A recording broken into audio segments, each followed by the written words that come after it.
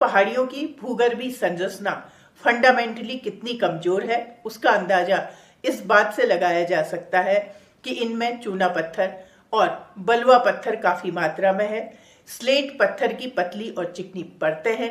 इस तरह की संरचना पहाड़ी को कमजोर बनाती है और लैंडस्लाइड के खतरे को बढ़ाती है। इससे बड़ा दुर्भाग्य और क्या हो सकता है कि पद्मश्री से सम्मानित जियोडायनेमिक्स के क्षेत्र में अंतर्राष्ट्रीय ख्याति प्राप्त कुमाऊं यूनिवर्सिटी के वाइस चांसलर प्रोफेसर खड़क सिंह वाल्दिया और राष्ट्रीय भू विज्ञान पुरस्कार से सम्मानित कुमाऊं यूनिवर्सिटी के जियोलॉजी डिपार्टमेंट के वरिष्ठ भूगर्भ वैज्ञानिक प्रोफेसर बहादुर सिंह कोटलिया की टीम के द्वारा किए गए एक्सटेंसिव रिसर्च वर्क की भी अनदेखी की गई। 1995 में सुप्रीम कोर्ट के निर्णय जिसमें व्यावसायिक निर्माण को बंद करने के आदेश दिए गए थे उसका भी उल्लंघन होता रहा। इतना ही नहीं, 2009 में विशेषज्ञों ने कैरिंग कैपेसिटी की रिपोर्ट तैयार कर सरकार को भेजी थी, जिसमें बताया गया था कि नैनीताल की भार सहन करने की क्षमता खत्म हो चुकी है। शहर अपनी कैरिंग कैपेसिटी से 30% ज्यादा लोड ले रहा है। पिछले कुछ दशकों में नैनीताल की जनसंख्या में 7 गुना और इमारतों की संख्या में 14 गुना बढ़ोतरी रिपोर्ट की गई है।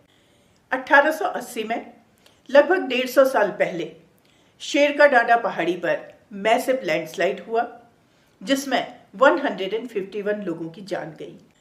तब अंग्रेजों द्वारा बनाई गई हिल सेफ्टी कमेटी की रिपोर्ट के बाद जिस पहाड़ी पर घास काटने, चारागाह के रूप में उपयोग करने और बागवानी करने जैसी गतिविधियों पर रोक लगा दी गई थी, उसी पहाड़ी पर आयरन गर्डल्स इंस्टॉल कर अंधाधुंध तरीके से निर्माण कार्य हुआ।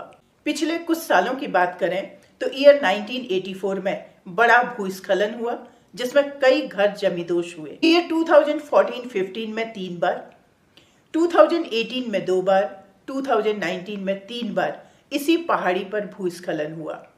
2020 में पहाड़ी के 50 से 60 मीटर के हिस्से में आधा फीट चौड़ी दरार उभर आई थी।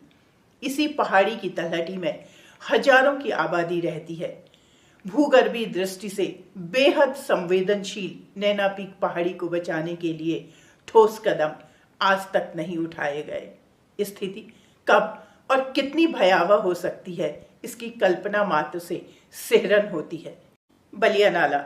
बलिया नाला वो आउटलेट है जो नैनी झील को ओवरफ्लो होने से बचाता है।